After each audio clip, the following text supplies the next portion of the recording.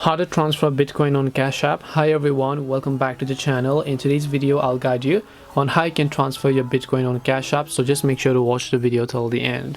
To transfer Bitcoin on Cash App, first of all, open Cash App. Make sure you've enabled Bitcoin withdrawals.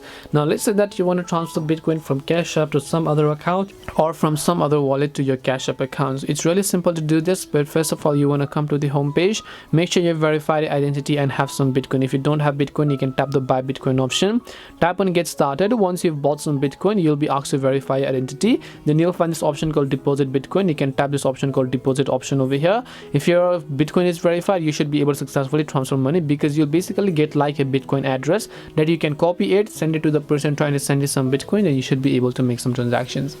This way you can transfer Bitcoin on Cash App. Hope this video was helpful to you guys, and if it did help you, make sure to leave a like and subscribe to the channel.